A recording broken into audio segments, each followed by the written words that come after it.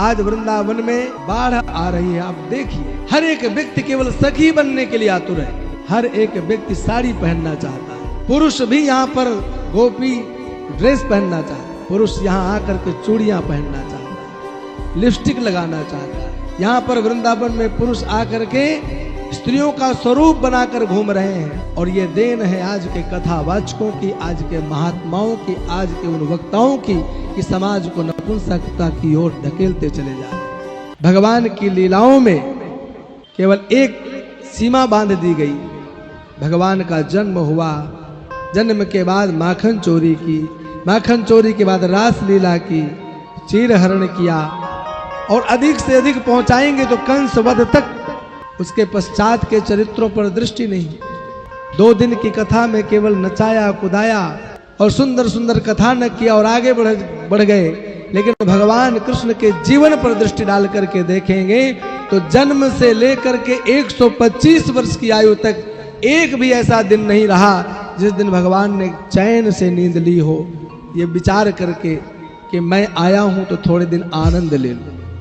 हर एक दिन कोई ना कोई नया संघर्ष। थोड़े ही दिन के हुए थे कि पूतना आई, सकटासुर आया, तृणावर्त आया, जाने कितने दैत्यों का वध बचपन से ही प्रारंभ हो गया। ऐसे संघर्षशील जीवन को जीते हुए भगवान ने अपना जीवन जिया, और हम केवल कुछ समय की लीलाओं को ही कथाओं के रूप में गाते हैं, सुनते हैं। भगवान के उन चरित्रों पर दृष्टि नहीं डालते हैं जिनमें भगवान के परिश्रम, वीरता का दर्शन होता है।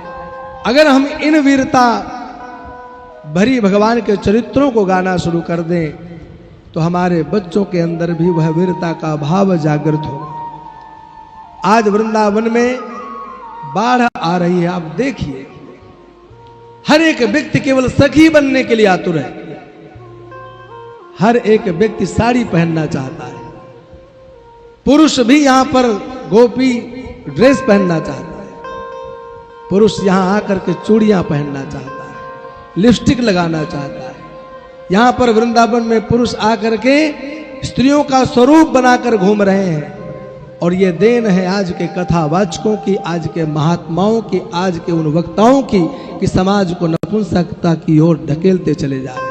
समाज को भगवान की इन चरित्रों पर दृष्टि डालने का प्रयास न करते हैं, न करवाते हैं कि भगवान केवल इतना ही नहीं, मनिहारी का वेश बनाया और श्याम चूड़ी बेचने आया ही नहीं है, भगवान इसके आगे भी कुछ करते हैं। भगवान ने बचपन से लेकर के और 125 वर्ष की आयु में ऐसे ऐसे वीरों को प्राप्त किया है जिनके सामने हजार हजार सैनिक भी जीत नहीं सकते। आपने पूर्व में सुना, 23 अक्षौहिणी सेना लेकर के जरासंध 17 बार मथुरा में आक्रमण करता है और भगवान हर बार उसकी सेना को समाप्त करते हैं। ऐसे वीरता भरा उपदेश हम भगवान के कभी स्मरण नहीं करते हैं, कभी याद नहीं करते, और ना ही आज सुनाना चाहते हैं। क्यों नहीं सुनाना चाहते? क्योंकि कोई सुनना भी नहीं चाहता। क्या सुनना चाहते हैं?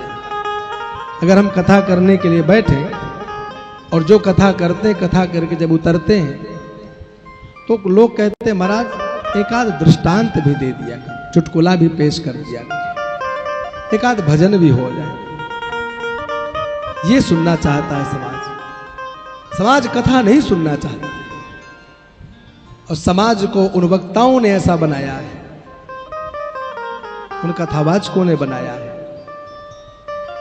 कौन बनाएगा सही उचित उत्तम वक्ता? कौन बनाएगा? मंच पर बैठने वाले हर वक्ता का अपना एक कार्य है। समाज को जो दिशा देना चाहता है वह समाज उसी दिशा की ओर चल पड़ती है। उसी दिशा की ओर चलती है कि नहीं? हर एक चमत्कार देखता है, उस चमत्कार के पीछे भग लेता है। आए दिन माताएं हो चाहे यहां भक्त बैठे, सब वही रोज करते हैं। एक मां नवरात्रि के समय में 1 लोटा जल भरा, नदी से स्नान किया और 1 लोटा जल भरा, और थोड़ी दूर पर देवी जी का मंदिर था, जाकर 1 लोटा जल चढ़ाना था। चल दी। पीछे पीछे बहुत सारी माताएं भी अपने अपने लोटे में जल भरी, बोले देवी माँ को स्नान कराना। सबसे आगे वाली माता जो चली जा रही थी, देवी माता के मंदिर से पहले उसके पैर में ठोकर लगी और थोड़ा जल छलक गया और गिर गया। तो जो पीछे आ रही थी उसने सोचा अवश्य ही यहां कुछ है। हाँ, पीछे वाली ने भी वहां थोड़ा जल छोड़ा, उसके पीछे वाली ने, फिर तो वहां क्रम लग गया, क्रम बन गया।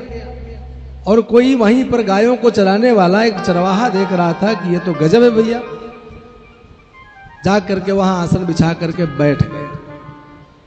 एक कपड़ा लाया, बिछाया और एक पत्थर लगाया, सिंदूर रोली चावल लगा करके बैठा दिया। अब तो वहां जल चढ़ने लग गया और बोले वो तो माला माल हो गया। ऐसा समाज है। समाज ये नहीं विचार करता है कि इससे क्या प्राप्त हुआ है, किसी को प्राप्त हुआ है कि नहीं, किसका किसका कल्याण किया इसने, किसका किसका उद्धार हुआ, यह नहीं सोचता है। सिर्फ ये कि ये जा रहा है तो उसका अनुगामी मैं बन जाऊं, वो जा रहा है तो मैं भी चल दूं, लेकिन वास्तविकता पर कोई विचार नहीं करना चाहता।